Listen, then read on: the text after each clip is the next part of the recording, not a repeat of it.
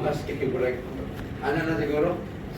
Okay, let's continue our study regarding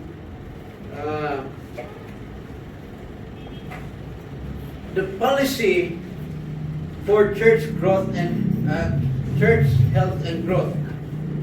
We are using the book of Peter Master, as one, naka-remember mo. And we gone through 3 topics already. Number 1, atong gitunan, we study about a healthy church or a growing church is a worshiping church. We covered that. Second, a healthy church is a praying church. And then number 3, a healthy church is a sanctified church.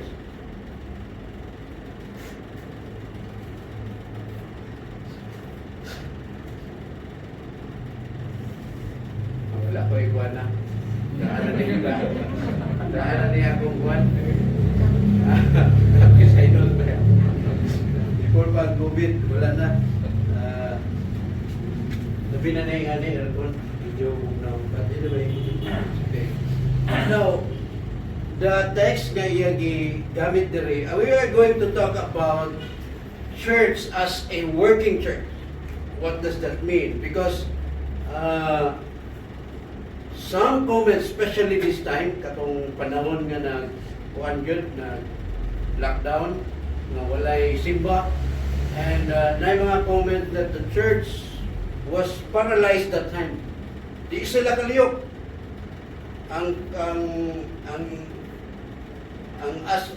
Ginanantaw nilang aspect because the church used to think that the church is the building. It's not really the people. So, pag shut down sa building, kung saan naman akong imungon garon.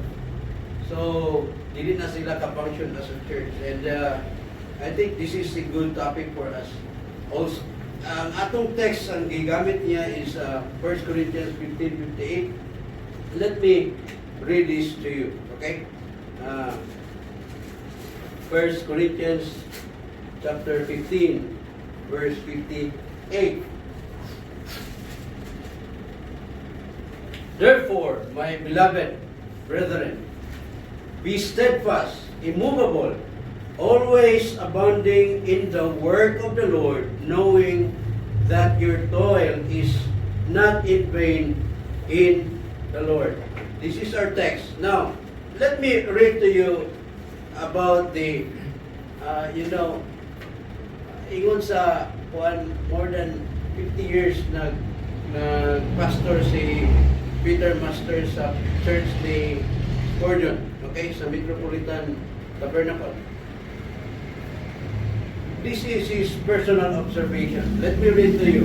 He said, sadly, in many fellowships today, most members' loyalty attend to services and financially maintain the work. That's their focus, attention. More.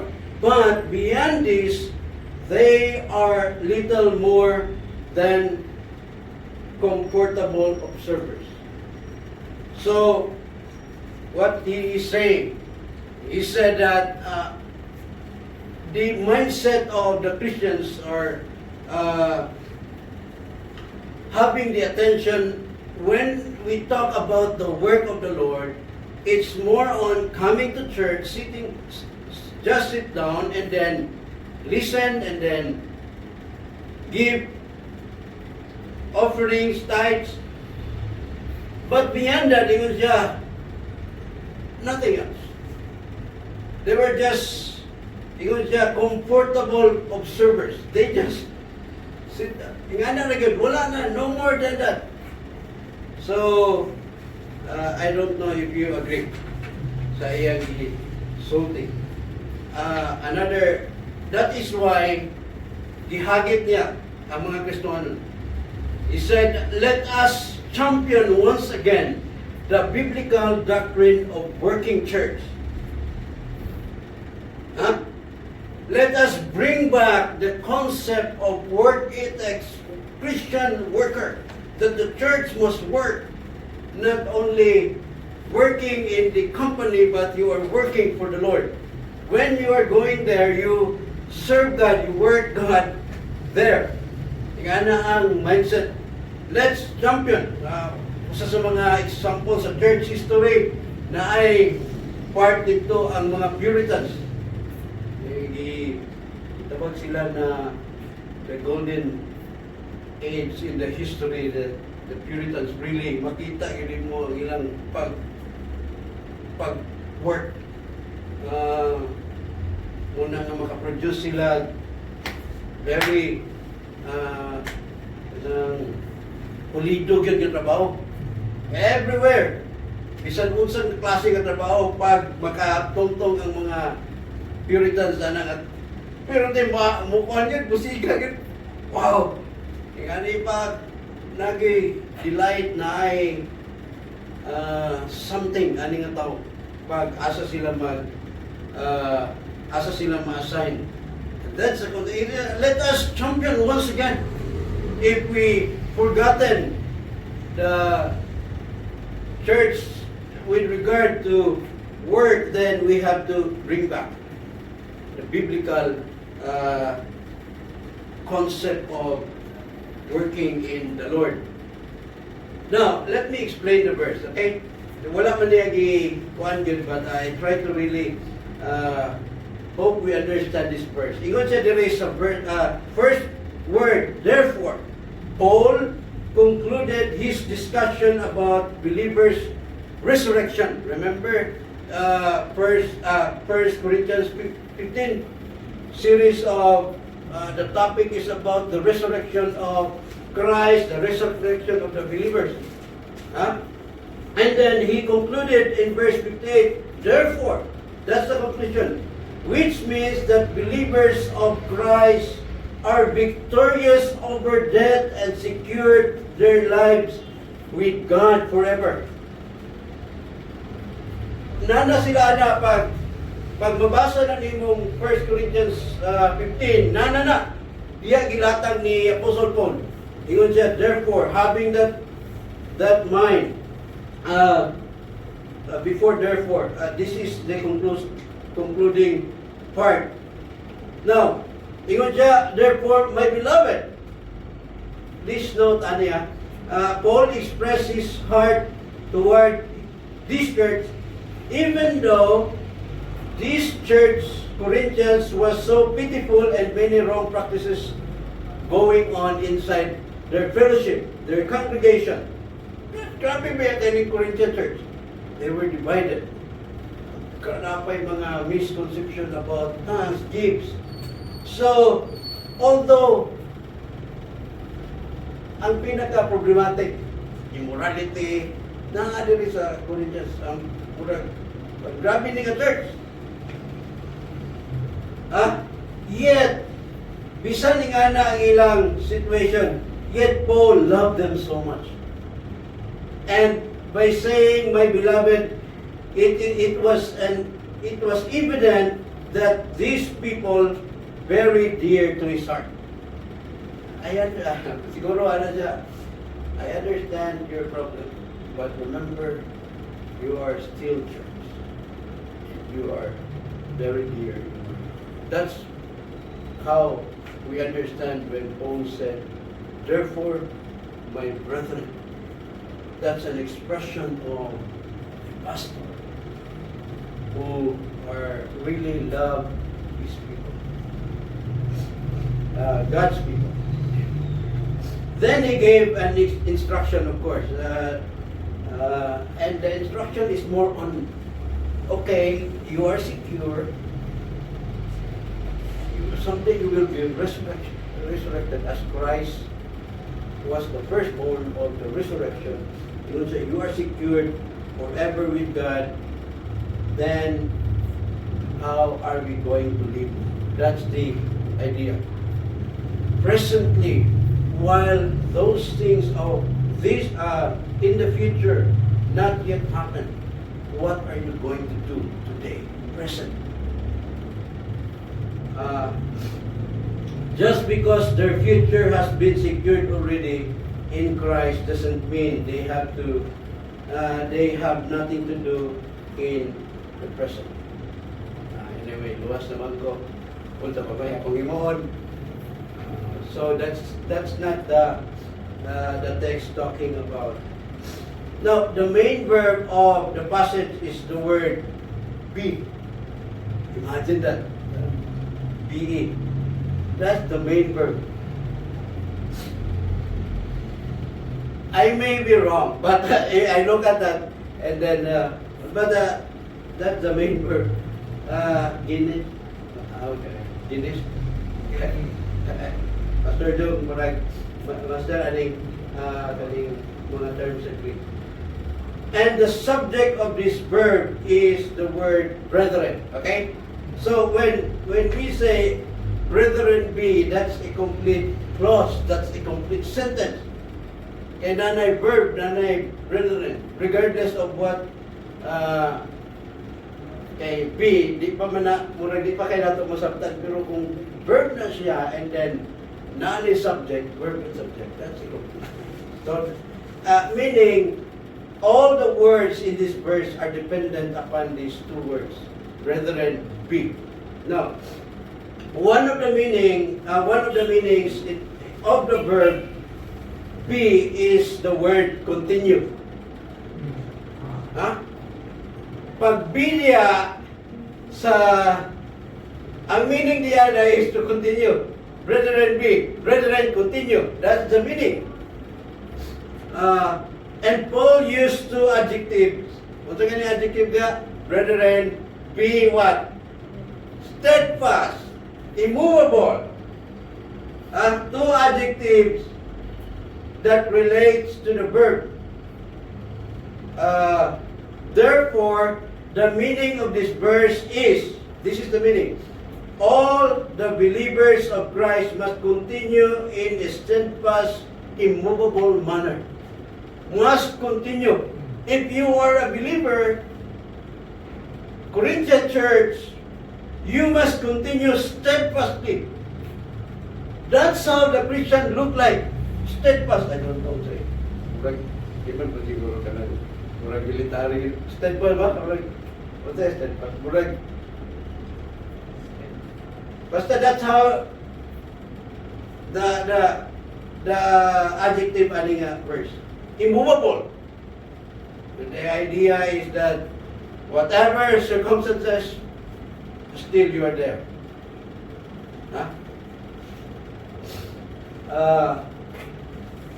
Now,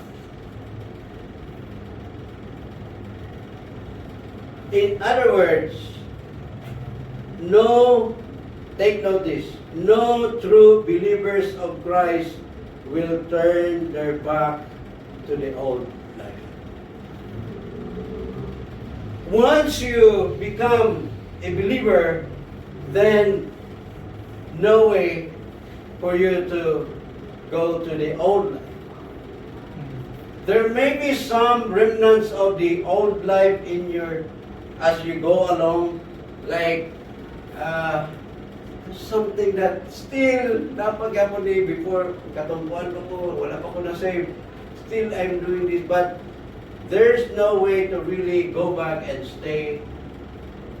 As a Christian, you have to press on. You have to move forward, continue. There's a song I remember. I decided to follow Jesus. Listen, no turning back. Turning. That's the concept of believers who will continue. There is no way to turn back our old life. Naga po natin at 2 Corinthians 5:17. Therefore, if any man be in Christ, he is a new creation. A new creation. All things are passed away. Behold, all things are become new. Now, the big question is, what should believers need to continue. Okay? If that's the verb and I'm going that's what I'm supposed to do as a believer, that I have to continue in my Christian life, then what my focus? What's the focus of the text? There may be another aspect that Paul talked about, continue the glory of God, but in this particular aspect, in this particular passage, na siya communicate sa ilaha. The answer is that it's still in verse 58. They have to continue what?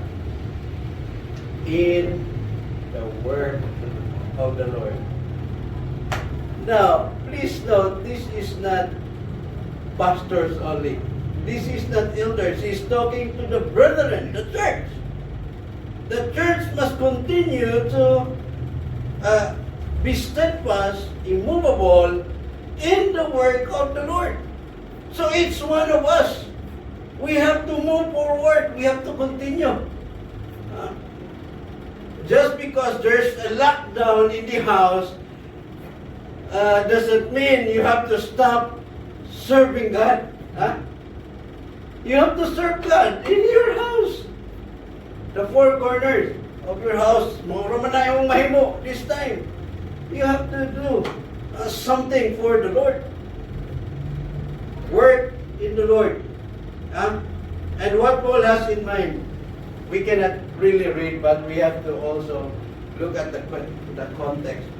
Now, although Paul did not elaborate in verse 58 what work of the Lord he meant, but if you look at chapter 16, the succeeding chapter gave us a hint what work of the Lord he was referring to. Anong move man ta sa na may but if you also move, at least we have very close interpretation. When we say work of the Lord, we can say a lot of things about this. We can interpret this in many ways. But we have to look at the closest interpretation. If you look at chapter 16, let me read to you, bisan diri lang sa 10 to 12. Now, if Timothy comes, look at this, see that is with you without cause to be afraid, for he is doing what? The work, the Lord's work, as I am, as also am. So let no one despise him, but send him on his way in peace, so that he may come to me, for I expect him with the brethren. Verse 12. But concerning Apollos, he mentioned names there. Our brother, I encourage him greatly to come to you with the brethren, and it was not at all his desire to come now, but he will come when he has opportunity. Now, by reading this, at least I can say that the closest interpretation about the work of the Lord, or the work in the Lord, refers to continue helping. I mentioned this, monetarily, any resources for Paul's ongoing mission and church planting program, and to take care and show hospitality for the laborers of the gospel, namely Pastor Timothy and Apollos. So kung pag-ingon na naagid ni purpose ani nga nung gisulti din niya, and later ningon siya, madamay ninyo kung naay magbisita sa inyo. Si Apollos, dili wala pa siya plano, pero surely kung naay opportunity mo, anagid siya sa inyo. take care of those brothers, my brothers, fellow laborers in the Lord. At least we can say that we can offer some resources for those who really labor for the gospel. And also we can show hospitality to them. Karon, grabe. Kaya nga mga, dito sa bukid nun medyo makuhan pa na natin. Diri mo sa syudad, we understand that lahi mo ko ng urban o na dito sa bukid, labi na sa dito mga sulod-sulod yung dapit ay naka-experience ko dito. Napa na sa ilang una-una, pastor, basta mo ni ganis pastor sa balay, usa ka sakong saging, biso lagi kagdala lagi, tagan kayo, padala sa imo pag-uli, di mo, weekend pa kayo to, ganti pa pag-uli, di mo, dire, bugas, mais, napay mga manok, napay ka ng mga utan, dire bigas, saging, doon ba yan, di ba? Doon. Habal-habal lagi, pero mo kata, pag-abot, dagang di kagdala. Pero naana sa ilang una ang pag-atiman sa one. We understand, diri magod, diri, kanang ang mga tao, busy, trabaho, and then, we understand, but that doesn't mean na nakakadiri, you don't do this work. Huh? So, ang work diri, continue to work in the Lord is more on helping, taking care, especially for those who labor for the gospel. And Paul said, even we don't say that, I don't speak that in one. Huh? But because kami po mga pastors, we learn, I hope we learn to be content. But that's really church thing. Muna diri, you may extend that. There may be secondary interpretation ng word. You can expand that. How can I work it this week? I may not help pastors. I may not open my house especially this time. But can I also share the gospel or send verse to my friend? Brother, please think of this verse. How do you understand? Something very simple, but really advancing the work, the gospel. So that's any questions of Sunday school money? Any question about the term work in the Lord? The closest that in the mind of Apostle Paul, he tell the brethren, I'm not saying I read exactly the mind word.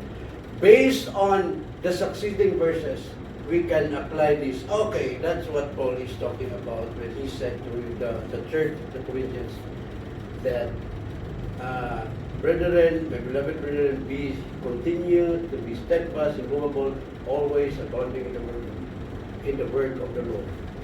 And then, what the work of the Lord? It's more related on that mission, church planting. Even Pastor Denmark Cherosa dito, ibisitahan ako. Ganito ba ko dito? Dako kayang, what? Dako kayang, wala nito, Cherosa. Puso, tibingawan, hindi na kong tawag sa mga amigo. A simple saying of Pastor, how are you? I am praying for you. Woo! That's part of our ministry. Huh? So, plano kayo ko, one day, Pastor, basin makabisita, upanon ko itong mga lalaki din, sumbasubat din. Pero parang kayo medyo social distancing, kung hindi kayo nakatapok dagan-dagan. But anyway, muna, makita natin dali. Okay pa? 10 minutes more. So I want you to notice this also, the two verbs in participle form. Naayos ka verb niya, pero kana sila naka-relate na siya sa word niya be. kuha sila, participle, to accomplish the work of the Lord. Kung sa gani, okay, if you know what's the work of the Lord, then how are you going to accomplish that? Ingon siya dili, always abounding in the word is the word abounding. That also a verb, but it's not. It's a participle form, abounding. Kapag mo ito sa participle ba? Kanang ing, ongoing man na siya, pastor ba? The idea is growth and increase. When it comes of the work of the Lord, they should be doing it in an abundant way. Don't settle, okay na po. I give already. I go to church already. Don't settle that. Ingon siya po. Ingon pagkadaan niya ang kuha niya. Ang adverb niya, always, brothers, always abounding. Siguro, I go back, maybe 15 years ago, I only memorized John 2:16 or 15 years ago. Right now, listen, pag maura po na verse na itong memorize, pero at least hindi natin malimtan, pero at least you progress. Kung naka-memorize ka, duha ay usa or 5 ka verses 10 years ago or 3 years ago, you have to grow. At least kung nakay 5, karon nun ta, napulo na. Dili man siguro memorize, but necessarily memorize, but you know something more than what you know before. That's the idea of abounding. You increase, you grow. So in the work of the Lord, we always have the concept that I have to grow more. Huh? Just like our work, I need more. I did something that I can earn more. Di ba mo na itong one? So, in the other hand, sa pagpangalaga sa Ginoo, I have to grow. Usahay, paano ba? Ang behind ang bulaton sa Ginoo. Wala gabaon, nagabaon. Ay ka lagi kay konta, nagkagikon, pero murag na left behind ang one. Murag na nabili ng one. Pero ang idea nila is we have to grow, increase. True believers of Christ in the church keep growing in participating in the work of the Lord. Side note, please know that Paul didn't talk about how much money you must give. He's not saying that you have to give big or, well, no. That's not the idea. But the implication is anyone must participate in the work of the Lord. That's the idea. It's not how much you give. It's not how fast you do the work. But the idea is every brethren under Corinthian church and at large, you have to participate in the work. Whatever means you can do. Katada ba everyday, what? One thing that I can work in the Lord this day. And accomplish that. And another day you have to say, what's another thing that I can accomplish? Sometimes we fail. Diba? Di man na bata, okay, I fail and I have to go back. Basta na ma-instill na katong doon.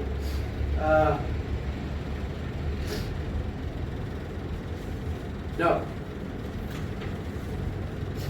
practical, 1 peso, di ba practical 1 peso? 1 peso to 100 pesos or any amount, even rice, canned goods, vegetables will do to help those who labor for the gospel. Very simple. I pasalamat ko sa Ginoo. Thank you sa inyong support for me. No? Wala pa may nagutman ba ya? Napagapon may magkaon and then dili lang kamo ang gapanta. Amot Pastor Joe, pero sa ako naapoy mga friend ko, uy, naikuan ba? Anya, listen mo good nga. Uy, damay niya dahil na pagkakaon. Pero ilahaban ng kuan. Na yung mga churches nga nagtabang food. And then mga individuals nga, Pastor, we send just little. It's not about the money. It's about the heart, really. They really try to think, kumusta na kato ng pastor? Kumusta na kayo? And nayo sa ka ministry po sa akong mga amigo, Grace Drive. They also share mga ako na rin ikuan po para makabalo po mga more on the pastors, especially katong pastor nga wala gud sila simba, and then wala sila ikuan wala sila magamit adlaw-adlaw, muto ilang ginakuan. Salamat na sa mga ingana nga ministry, mga churches nga naagay kasing-kasing sa kuan. So whatever means nga matabang na to, abounding. That's the aspect of you have to act. Ang abounding is more on action. Ingon pa kita diri, beloved brethren, be steadfast, immovable, always abounding in the work of the Lord. Another verb diri participle is the word knowing. Knowing. It's not only the act. Paul is talking about the will of every Christian, but he's also talking about the mind of the Christian. Knowing that your toil is not in vain in the Lord. The word knowing means to be aware. Consider this. As you are doing this, you have also to remember. You have to think. Abounding has something to do with the act and will of the believers, while knowing refers to the mind of the believers. Meaning, Paul did not only talk about the act in participating of the work of the Lord, but also he is also targeting the mindset of the believers. Know this. Consider this. It seems that Paul tried to secure the minds of the believers that their labor is not in vain in the Lord. In other words, every centavo you give, you share, somebody will not be wasted when you participate for the word of the Lord. Especially kita, Grace, bisan wala pa ganit tayo kanang building, garin, pagyapon na karon, but we also send out someone to work in Bugog, Pastor Denberg and Pastor Barry, they're working dito. And that's also, we have opportunity, we have to do something in that.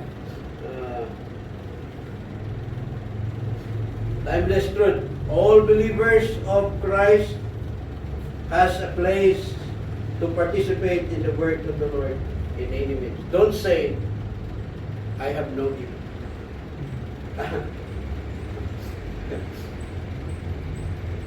Every Christian must be involved in this work. Every Christian, not only pastors. Every one of you. You have the place to participate. Usahay mong God, how can I serve God? Bisan ganit diri, ako, in the future, naanatay, kumatagan ta sa Ginoo, kaya murag hapit na punta nakatilot, hapit na kita, nakapalit o kuwan. Kumatagan ta, maluhay ang Ginoo, how can I serve this? How can I glorify God in this place? So, it's for you to know. Kaya listen kayo, mag-ingon, ikaw Aaron na, imungan rin. Ikaw, katoy mo. No. As a Christian, you have to know. Dapat na sa Ginoo na tayo gitarist. Ako galisod ko na una. Di ba ako kuhan kayo gitar, ang among gitar kayo, pataka na ba? Usahay kayo, kanang wido-wido rin ito. Yan na ba? No? We thank the Lord. Dili man po tanan, kapalong gitar. You maybe have another gift. So, yan na. But everyone, naagay participation, naagay place. Okay?